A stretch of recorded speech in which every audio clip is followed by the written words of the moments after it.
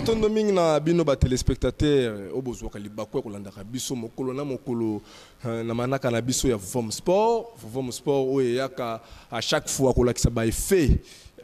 pena ko lakisa ba cause pena ko pesa ka pe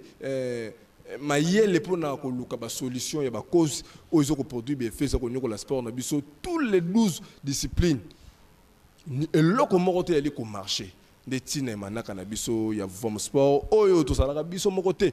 mokolo na mokolo to zalaka na ndeko mokangu oyo to kabolaka na bango makanisi to salaka pena ndeko matumona kasi na mokolo mo lelo bazwi mwa kokoso ya kokomela biso na oyo boyebi kaka difficulté ya transport na ville province Kinshasa pe to sa pe na période pe ya mvula na mokolo mo lelo to salaka na ndeko mokangu oyo to kokabola na bango makanisi na mokolo mo lelo ndeko mokangu mbote na biso mbote noko tambi to sepeli makasi kozamile longo na plateau ya lelo esengo to so la penza longo na bandeko balanda biso pe to pesa bango mbote seka bazwami na kati to pe libanda mbote mingi boko bakola na manaka oyo bokoza jamais desi bakoza jamais desi manaka na biso mokolo malelo sans plus tarder to kokende na actualité zali dominer et pas ya mona mboka ilunga bakambu o epai wa pa perdre ki ceinture na ye ya champion du monde ya WC il y a moins de 120 kilos et pas il y a Padou ou Apola qui na mikolo uti ko lekobi pesa ki passe mingi ba congolais mingi ba regretta ki pona ko perdre sentir ya mona mboka ilunga bakabu oboyebi ete mikolo yo azala ki penza na pointe biso nyonso to kantie ki ya ko maintenir kaka sentir ne kasi boyebi ki eza ba résultat oyo et arrivera na sport to so la paix pas wa pesa ki scandale to mona ki Martin Bakole oyo et pas wa pa auto ki osala sortie médiatique mo ba sala ki na ba vidéo ko interpeller gouvernement et sengela ki abimisa misolo ba pesa ye pour que nous préparer combat na les 4 max mais $100,000 et bima ki oyo pesa ki kita et pas ba congolais belé kasi eloko moko te salami azalaki ne pe na combattre ajupe mbongo akepoto bandeko ebele bameki ko contacter ndeko oyo alobaki ya kobunda na ye ndeko wana kuta lobi aza na choc mikolo okuta kobunda te aza na mwa repos et ça là qui pendant moi passe mingi to so la paix sur ba défaite ya ba club na biso tous les 4 clubs où ils ont engagé na compétition africaine moi ko ils ont la Ligue des champions africaine où ils ont ASV club et les 3 clubs tout pour ça mazemena Saint-Éloi Lupopo na dernier club motema pembe où baza engagé na coupe ya confédération africaine on est to solo na mokolo mo lelo pe to bosante ko beta pe lisusu masolo ya mwana mboka Christopher Poutou obinu boyebi ki azala ki vraiment abandonné par le gouvernement congolais mais hier a réussi ça qui ko mema ko kumbela mboka ko matisa lokumu to pe drapeau ya mboka akumbela ki mboka médaille d'or na jujuchu na mikolo euti koleka nde zali masolo na biso mikolo malelo ndeko mukangu pasi pe ma tant que congolais ben impression na mine zaki ni tango moni mwana mboka ilunga bakambo a perdre ki sentir na ye et pas ya Padou ba sentiment ni bozala ki ne ngo ben impression na mine zalaki ni matondo mingi noko tambi elikusa non regret komona to perdre et parce que bundaki na bo pona mboka drapeau ya mboka etelemaki epepaki likolo to monaki présence pe ya bato minene pe na komba wana to monaki présence ya Michael ya Michael Tyson azalaki wana sur le terrain azalaki penza wana mais pana biso e moto monaki ezalaki manque ya préparation d'abord parce que azalaki à l'hôtel te kotala komba wana ndenge toyebeli ilunga makabu ndenge bundelaka par rapport à comment total là oyaye parce qu'il y a eu la champion du monde depuis le 31 janvier 2020 azaka champion du monde donc a sali 3 ans 3 ans na titre wana 3 ans na titre oyebi combat ezalaki na chaque club à liboso ya mokonza mboka donc asalaka exploit ya makasi mais so bolobi ki azalaki penza à l'hôtel par rapport à manque de préparation mais ilunga bakabu aza boxeur moko professionnel hein. Oui, tant que manque de préparation, bah moyen manque qui est Tony. Est-ce que dans le niveau bon basaler li pour moi bah ça manque de préparation. Manque de préparation elle a bah moyen, tout est disposition et temps. Te moyen ko ça na ngo ba ko a ko ça na ba moyen mais disposition et temps. Côté il y a temps et entraînement parce que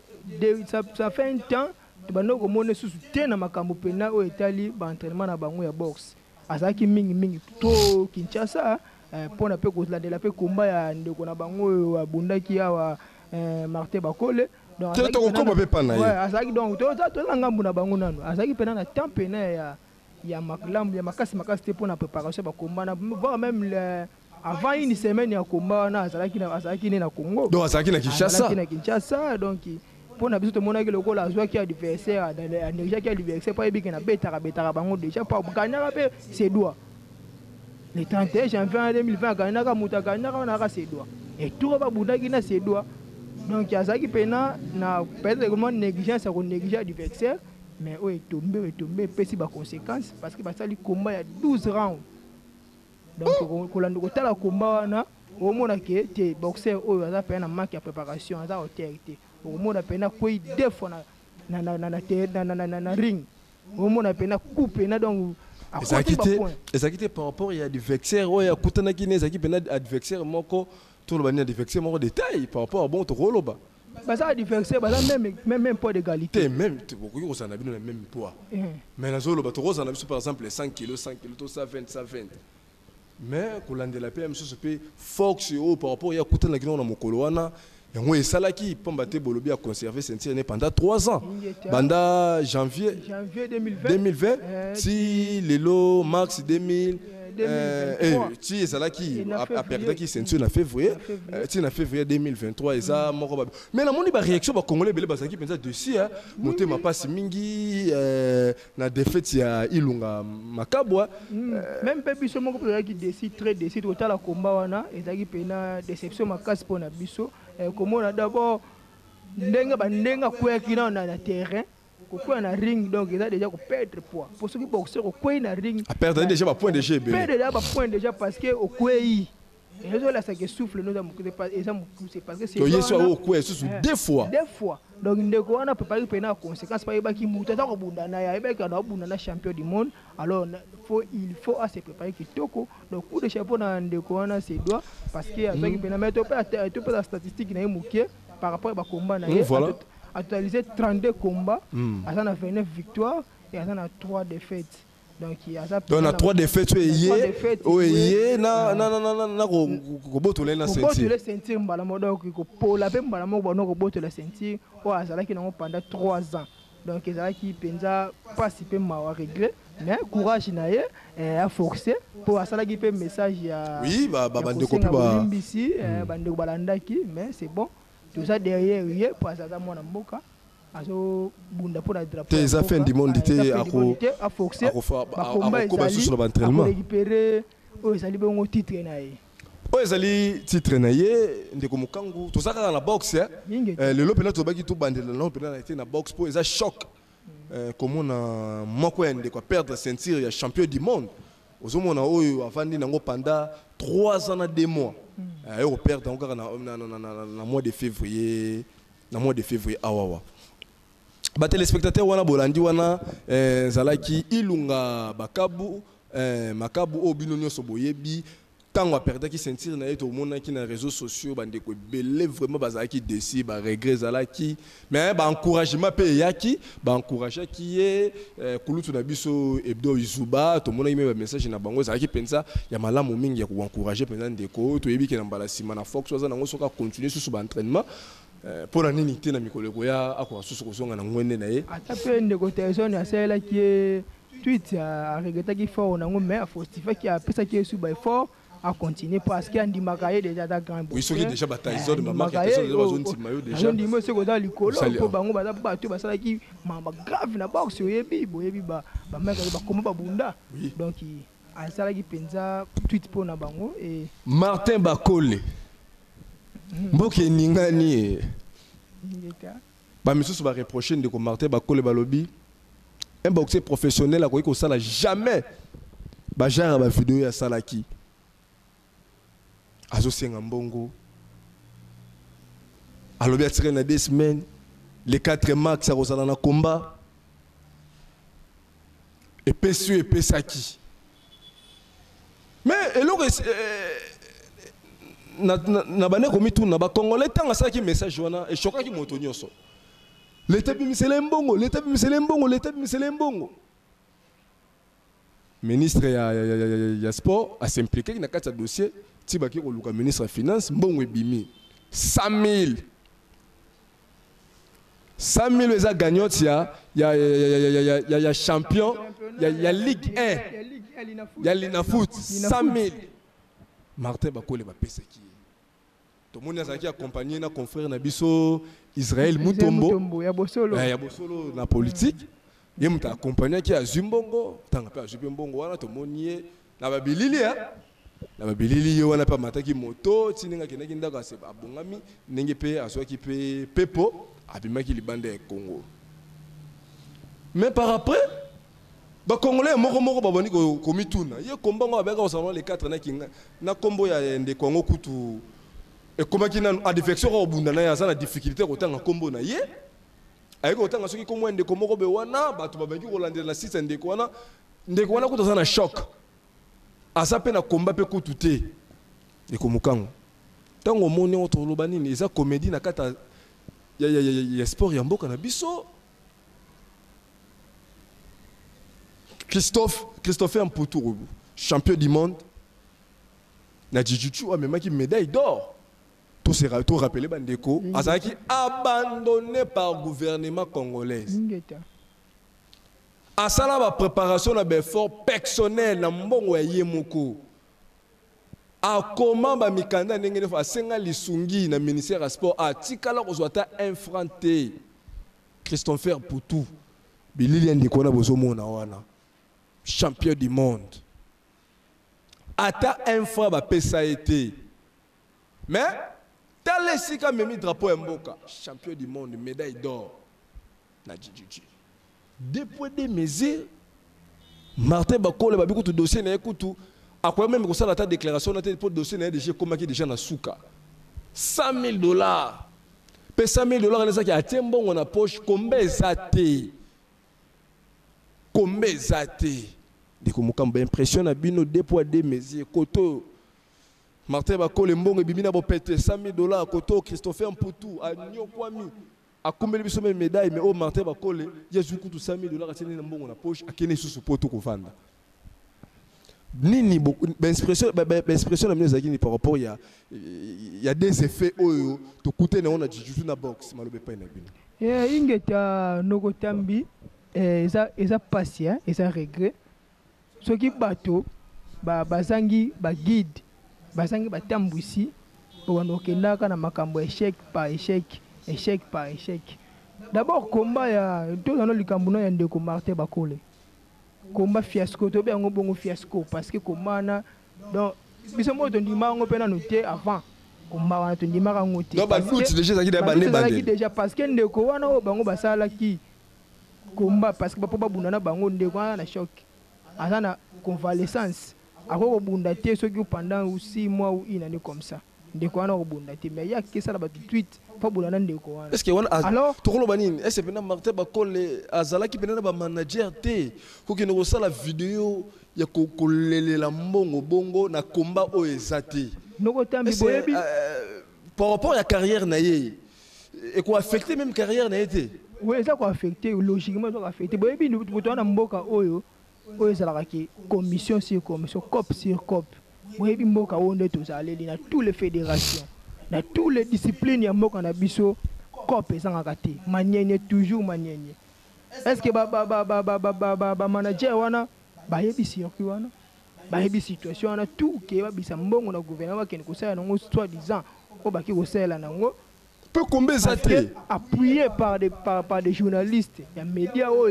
ya mboka na biso ba journaliste minene o ba appuyé ki bango et là on de comme tout biso biso en passant ki wana komi tribalisme te te biso donc biso passant aloba ki komi parce que kota la passant par rapport à analyse ça nini amoni Martin Bakole asa muluba amoni que Christopher Mputu asa mukongo donc par rapport parce que Martin Bakole c'est même l'implication chef de l'État. Elle a même na combat chef de l'État boye ba vidéo à ça là elle a petit na combat chef de l'État boye tala ngai à part nous 100,000 ba be de choupe ba pesi ba mbongo ba pesi ba mbongo pour les locaux wana mais Christopher Mputu azali champion du monde après au président bien na poids lourd wazala non éviter donc gouvernement donc na ba appel bazo boya koyamba asa négligé avant et après même si on a une médaille on a pas ça continuer peut-être ça la négligé toyebi biso toyebi ke na mboka basungaka batu oyo apesi biso eloko ya malamu mutu oyo akendaki pamba biso to bénéficiaire ni kaka na esengo ndenge azoki médaille wana toboni ka esengo ya mboka yango ya mboka wana parce que abundaki na drapeau ya mboka tano premier tomo nanu atetake bunda ni coach ni médecin oui esika wana donc azala négligé na tous les niveaux donc ti ba clutch mosusu baza wana bazalaki na ba coach na ba manager na bango bazalaki na ba médecin mais Christopher Poutou akendaka ye moko kaka abundi komba wana ti na suka compétition azalaki seul athlète na fédération na Abu Dhabi bazo kamwa athlète ndenge nini ayo ko sala komba munene boye pe a comité na titre champion du monde na titre champion du monde azui yango sans soutien ya mboka na ye et azongi pona ba bon peut-être ezalaki retard na zongi na ye na lokumu même accueil oyo exacte gouvernement monaki nini eza soni lokola sundolaki ye koyamba ye média ntango bakozwa bilili wana ekoleka na baetando ekopesa kosoni mpo toloba pena ndeko azala négligé alela na baforme nyonso l'état congolais aboya kosunga ye tandis que bokepesa mutu 100 000 oyo akomba oyo eza ya lokuta eza non vérifiable parce que komba wana relancer bino ministre na ba service na ye bayebaki te ke Martin Bakole makambo azolobesa lokuta kutu biso bon toli kosimba na biso ministre te parce que ministre ndenge aza wana aza pe na makambo ebele fo kolobela ye ministre au même ancien léopard bazo reprocher na mokolo donc toana mboka oyo donc nanga na ba Congo esa lupango ya tata tikela biso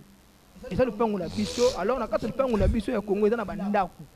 biso na ndako na biso ya sport tochande ya na biso asa wana mutu agera ka ndako na biso alors ya so aza kolia biso bambongo ya loyer toloba te tout le monde ke ndako sani ezalaki a ekomi boy kopo ezalaki a ekomi boy mais faut toloba te bon c'était zo kopo ne toloba ezaka soni azomona ke soka yambi Christopher Poutou kolandela ndenge azalaki négligé bongo ti na suka ndenge abimi champion du monde ekozala soni mingi yango aevitaki mpe meme na koyamba kino lelo ndeko ayamba mate epai ya bakonzi te noko tambi moi je pense que ekozala soni ou pas tant que yoza mutu ya ministère wana il faut bobenga mwana wana ata population ke egoloba population ke nyongela bino metangu mutu ayeli bino médaille d'or eza médaille ya kosangana ya kosakanela te noko tambi médaille d'or mpona kozwangela kazaka te médaille wana pe komba wana bundaki wana komba bundaki na mutu aza expérimentaire mutu makasi o bayebi ye na mboka wana Abu Dhabi bayebi ye bien mais le Congolais abundi akane mutu wana soki ezala soni te yo benga ye papa ezaki temps ya koseni yo te pendant le combat mais après toye pour totala apport na biso pona ndenge yo gagner compétition vitesse ya mwana mboka Martin Bakole athlète moko professionnel bemba moni ba déclaration ba voici moyens alaki walinga lekele la pose mbongo wana mais sortie médiatique wana batu ba appuyer na sima batu ba balukeli eta ba monika ke komba wana eza nango ya lokuta ti siko nenga za boye azo ko négocier kutu na batu pour kaka koluka ko soigner moi réputation ya na ye ko landela opinion ne batu belé oyo bazo reprocher ye mbongo ebimaki belé boyebi ali na futa premier lina foot kolandela ba dépense nyonso ba club ne basalaka na nombre ba joueur na kati na ba nombre ba joueur na ba staff technique basoka 100 000 mais Martin Bakole ye moko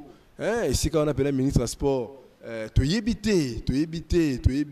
na vitesse likambo ndenge kendelelaki toyebite zaki likambo ba pourcentage toyebite ezalaki nini bo ba miso bazo qualifier ngo ke na ebite kutu na kolo belongo susuni te noko tambe moni pe tozo ko tepele pe na ndeko na biso Bakole esali baisse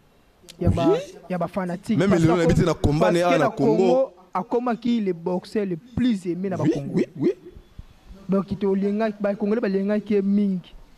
pe bazo ba linga ki ba ki confiance yango ba puya ki likambu na wana le wana parce que no ba ki te na se ezalaki nini kutu donc biso namoni ke c'est que ministère ya finance azalaki sage ya ko bloquer dossier ya mbongo dossier ya mbongo wana mais tellement azalaki pression Martin Bakolo azalaki na compte bancaire te bazopesa mbongo $100,000 en espèce boye bazwi mpe mbongo mpe akei na mbongo na moto bavideo esirkila après kozwa mbongo wana na restaurant azomela azolia bavideo esirkila batala bavideo wana batelespectateur bayebi biloko toyolobela alors eza biloko nyonso esalaki na opinion bato bazala choqué baza choqué parce que basonir yo mpona likambo eza ya malamu oyo toyebi ke lobeki ya boutir quelque chose moko ya bien mpona mboka intérieur ya bato nyonso mais tokóma na la veille boye eza yango alors tokodelese yo tokotika ye Martin Bakolo ndeko bandeko nyonso baconfrère na biso baprésentaka bémission sport ata moko tazalaki d'accord na comportement kolandela niveau oyo oza na yango kokende koplaide mbongo bongo na baréseaux sociaux pe mbongo pe ebimi bakende kovérifie komba eza nango ya lokuta ti sikoyo nde tozosolola awawa azoluka nde kutu mutu na makasi mpo babunda na meka kosoigne mwa image na ye tomoni ta mwa vili nini to comédie moko boye eza na bafacebook alobi baboxe bakoma okima ye baboxe bazokima ye te komba baorganize yango kaka na 5 jours te eza na procédure mobimba so boza na komba na moto noko te abe mpona bafantire ya mboka Congo eza matono mingi ndeko mokangu awa tolobeli boxe tolobeli mpe na jiu-jitsu oyo Christopher Mputu aza champion du monde tosongi na sport roi football toyebi ke awa le 24 tokozala na match mais boyebi match yango oyo fédération congolaise qui décision tokende kobeta yango na mboka Cameroun oyo même na base léopard bango moko bato baza bacteur oyo bakobeta Cédric Bakambu bamokoko amale bango la majorité bajoueur basepelaki te ndenge nini na kati ya mboka na biso toza na stade oyo eza na bacritère oyo CAF andimaki eza stade ya tout puissant Mazembe mais il est arrivé baboyaki yango mais suite ya pression ya population pene bajoueur nde fédération meki kozonga nsima kondima ete match ya le 24 mars tokende kobeta yango kuna toloba nini déjà départ déjà eza déjà mabe par rapport il y a double confrontation dans la Mauritanie. Oui, vous allez le 24 mars, le 27 mars. Tu as dit que Mauritanie peut le football mauritanien peut ils ont matézé sauté. Oui, la Coupe d'Afrique n'a pas participé en 2019 ils allaient qui penza bazaki penza à l'hôtel. À l'hôtel. Aux hommes on a évité l'impression na bino par rapport à Babilo Kouana est-ce que na ba joueur ba se décider ba koyate po bazo mona des ordres zana makasi na sika on a évité na ce qui sans pression l'état fait kofa balingaki bandima match wana ebetamana na nini na Cameroun na libanda ya mboka oyo ezalaki ta déplorable pa ndeko na biso Chancel Mbemba alelaki makasi oyo eza humiliation mpona mboka tandis que towana bazana ya biso na kati ya mboka na biso beta match libanda na mboka mosusu eza d'abord soni mpona gouvernement mpona mboka na biso alors match wana tokeda vers l'échec biso analyse na biso tomona ngo bo tokende vers l'échec et bandel depuis déjà départ eza malamu te préparation na biso eza ya bien te bajoueur rebele bazoboya koyana kobeta match wana pe na bajoueur bakomi de ressentir te ke mabe ezali parce que Mauritanie aza likolo koleka biso parce que na même na puto ozali Mauritanie aza liboso na biso Mauritanie aza liboso a chèque biso za 4e 0 point alors toana eloko ya koespérer te ya malamu na match wana la double confrontation toana eloko espérer ya malamu te parce que dans match oyo eza début nango eza déjà fiasco est-ce que comme ma politique ba querelle na bango ya politique comme mango to moni pe lelo même na coupe ya confédération africaine et pas wapi Saint-Ouen le popo oyo pe boycotter qui pe c'est-à-dire tout puissant Mazembe na Derrick le monter ma pe na ASV club to zo mona pe ba résultat na ngo to lo banini ba memeli biso politique na sport oui ba conflit na bango ba politicien ba memeli na sport ba yena ngo na kati ya sport sport ezali eloko esangisaka biso nyonso batendance na biso oza na opposition oza na pouvoir créo la muka ensemble FCC ntango toye na sport tokanga biso nyonso eloko drapeau moko tozosala oyo ezobeta wana eza congo moto ezobeta eza idps te eza pprd te eza congo moto eza kobeta alors badivergence wana yango ezomena yango omonake ezomema passe na kati ya équipe okomona joueur abetaka kitoko libanda mais oya na kati ya mboka na biso foin aka na kati ya mboka na biso eloko moko teke osalama tokolongwa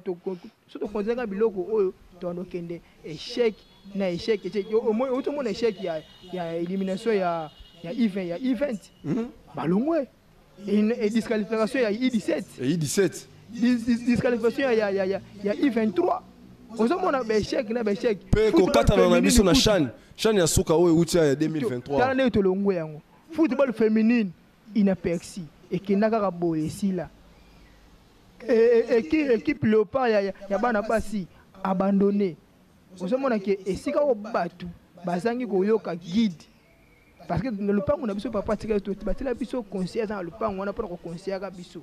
tie esika bo tribucher pour conseiller za wana po alaxa biso nzela tozo interpeller ministre Serge Konde okoleka na yo mais ba trace ni ozotika soki lelo bozo mema politique na sport ekozala olenge kani mpona nini nazoloba eloko ndeko mokangu tolandaki badirige ya tout puissant Mazembe l'état congolais ti lelo azoboya kobimisela Mazembe mbongo wana c'est likambo grave par rapport à tous les 4 clubs baza engagés na ba compétition na ba compétition africaine Derek Motema Pembe na ASV club na Saint-Éloi Lupopo bango bazo réussir mais tout puissant Mazembe to éviter bozo même politique na sport on eza kobebisa football oui sans kuna ngwe kozala lisusu te tango bino bozolanda ba déclaration wana bolandaki pe papa na biso ancien secrétaire ya ministère ya sport papa na biso Okito na émission na biso ya confrère na biso Jean-Marie Kasama na télé 50 et pas wapi pa avoaka lisolo toyoka awa fomunkusu abetaka ya phénomène ya mbongo ya ancien léopard ancien président de la République a signé ordonnance pour papa na par mois ba $500 mais papa Okito tozaki surpris abiki eza matata ponyo atangi kombo na bango atanga pena abiki eza matata ponyo mutu penza a s'impliquer pour batata wana bambongo na bango bimakata abiki République de GP sa bango nyonso n'époque président Mobutu bazo mériter le côté to éviter batata ponyo eza ancien premier ministre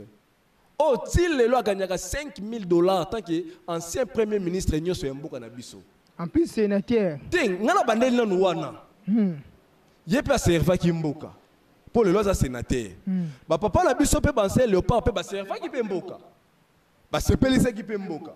mais ko yoka papa na biso Okito na télé 50 ko affirmer biloko bongo alobi ke na tango wana mwana mboka matata pour le premier ministre na conseil des ministres président Kabila beti loboko pour papa na bazwa mbongo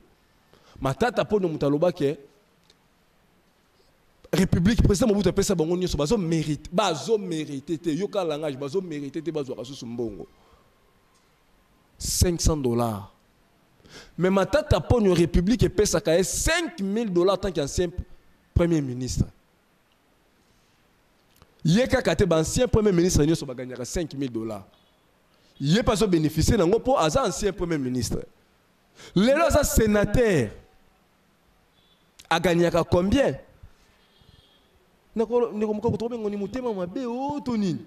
Ebele mbongo yozo gagné ba papa na biso na tala ba bomoy to soka ko na ba soni ko na ba papa na be mission ko lanisa ba condition de vie na bango et que maloko to fingi ba papa wana ba papa na biso wana ba pesa biso le kum na 1974 tango yoka ki papa Okito zo sa déclaration ya bongo. Ouais. Olanda mokonzi banganga ngunza azala liboso ya ministre Serge Konde alobela makambu ya papa wana alobela ke makambu ya banganga tango bomoni bina papa Okito po papa Okito azaki nani fonctionnaire à liboso na ministère ya sport azaki secrétaire donc ba ministre bazoya bazokende ya azotikala ba gouvernement ko ya tikala ki tinde président Tshisekedi ayenda tindi na retraite donc oya soloba azo maîtriser ba makambo na pesa solo to koloba bopo aloba na moko ya ba media o etala makape mingi elanda makape mingi tango bino boyoki eloko bongo boyembele ko ndenge nini matondo mingi loko tambi maloba po kito to analyser on a deux contextes na deux contextes to maloba po kito papa o kito alo makambo ezana logiquement to contenu limité parce que eza makambo lobi a implorer pona salaire ba c'est le part ndenge fumu ça peut être la en CT to rappeler to relancer bino émission de relation ya confrère de social media c'est ça qui pour la nini ba cause ni ne ça que sport congolais et marché ne parmi ba cause ne papa au kito ya eboloba a épingler et là il y a salaire il y a bancier le pas ne par là de comprendre que balanda ka fumukusu ba yo kaka ingeta et public et c'est pas qui c'est pas que république bancien wana ba père wana le lenge mo ne ko uti ko ba makambo ma teta mponi asoka 5 000 $ parce que asala ki pona moka logique attaque sénateur ancien premier ministre moka logique to contester to boya alors pourquoi na likambo ko ya baninga parce que de ce que se rappeler la matanga papa subabu na ministère ya finance papa nani papa mana aisaka ministre ya finance yo ndenge zawa na to ati veste mais okumisa biso obeta maboko pour parce que to sala ke sengo na biba pesa lo kuma mboka alors pourquoi on sala bango bolambu o bango basalaki oui, ça va négliger bango mais yami balé papa okito implication les nini ça la makambo voilà implication les ça secrétaire par exemple à secrétaire il y a sport la histoire il y a l'histoire il y a sport il y a Congo le seul secrétaire wa umeli ko le papa okito azate sikoyo ayoka fumukusu pour déplorer makambo salaire à basien wana des années derrière c'est là 2 décennies donc il y a 20 ans au fumukusu tangu na nyoso abeta ka 7 points likambo basien yango ne kanga mboko atira ki na bazolo bela ba cause ozo ça que sport et marché té mais papa okito ki a penglé c'est que papa okito quelque part azoye ba que ce qui peut ma maison marché té et ça peut suite à ba mbongo oui ayebi alors parce na bango ezala ki wa to eza wa pitina moya lelo lelo ça se va faire de ba faire ça la uzala te okope ko pousser juste tout le bango est-ce que tu na kati ya makambo wana mais to bela parce que ezali mboka na biso faut to le bela papa père wana parce que basala ki ba bonta na kati ya mboka na biso ba mwepa mayo pona lelo biso sepela na étoile o bataka na ba varese na biso étoile mibale wana ba père wana tout le Maradona bunda azali na mbongo na mais azui malade l'état a soutenir a accompagner yi a kufi mais l'état kundiye toke Pelé azali na mbongo mais à chaque fois ozomona l'état zo senga azo charge aza ko sala distance ya tanga kotu azo ke nozo baswe l'état zo senga azo charge famille pas ko l'état na fa bazo welela ko zo baswe nani ya roi Pelé mais ko kamwa na biso abalanga jo biso to yebaki te ti ba mbongo na sala ka boye muda ya la base na ngo matata ko matata mponyo akolata pe akolata charalati wana parce que ça ye mutaboya ki metangu ya lungu ba o ba équipe la sima pe ba ça pe à la base ça à la base po ba yoka ki yoka na lelo oyo ministre sport ayoka kama kamwana na matoi na ye pe na misu na ye ba betele histoire wana ba expliquer ye maintenant moi lelo toujours négligé. Moi je pense que il faut papa au kito à ça la implication attaque au longwa au salaire sous-souté mais aux na ba relation na bato ba na kati ya boîte ya makambo wana ayebi esika ngo ya kokota pour la dossier wana ça la facilité tout relancer bino de kongo yebi ke CAF azana des inspecteurs na ye o ataki moko kota ba texte moko kota finance pour la FECOFA des ordres total alors faut pas que la kolandela pe likambo wana mbona ba élection on se battre pour na texte ça qui bien taillé pour na songolo pa la base la kaka ba konzi CAF s'est décidé qu'il y a des inspecteurs na ye pe na makameta les finances bilo kona nyo sona yo to ba wana est-ce que vraiment rôle ya ministre na sport ya sport na ba désordre nyonso ayo ayebi yango azobeta ne kara tozoloba ke mandat na biso kala mingi tozosila na yango tokende na biso mais soki mande kosila akokende obima na nini obima na mouchoir to na fololo après arrivera pe peut-être olongwe mais bakoki kozongisa yo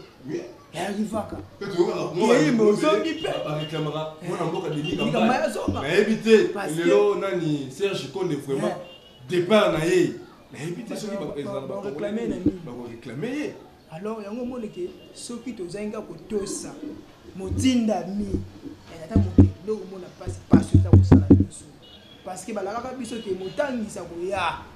mpona explike biso makambo esengeli motangisa simbaka na sport parce que balakisa yango te omoni kote oyo eza koboite alors yo lokosa motangisa bato wana ye moko avoué témoigner yango alobaka secrétaire général ya sport pendant 17 ans ye moko pena tanga lobi yango abi parmi ba cause ezosala ke oui équipe nationale eboite tous ba résultat malamu te ezali mbongo ya papa la biso ya 74 et 1974 ba papa ba pesa biso non na kamo na mokonzi ya banganga ngunza donc olanda mamu na bango noko tambi ezo prouver que bakonza mboka bayokaka biso bayokaka deso na nzela ndenge tango nyonso eza encore po aleka ngwana eza kimiti ya mabepe kozanga koconsidere ba valeur na biso considération des valeurs il na foot beta maraso sauter beta maraso sauter toujours il battait l'équipe na biso yango lezo kende échec par échec soko tali vite deux défaites victoire moko soko kena imana deux défaites soko tali masembe deux défaites victoire moko lupopo deux défaites victoire moko ezali manque ya championnat manque ya ordre na kati ya fédération na biso nyonso même na boxe to tenir makambo Martin Makola soki fédération ezalaki na ba norme fédération ezalaki na ba structure est-ce que boxe akoko se réclamer mbongo ya préparation ye moko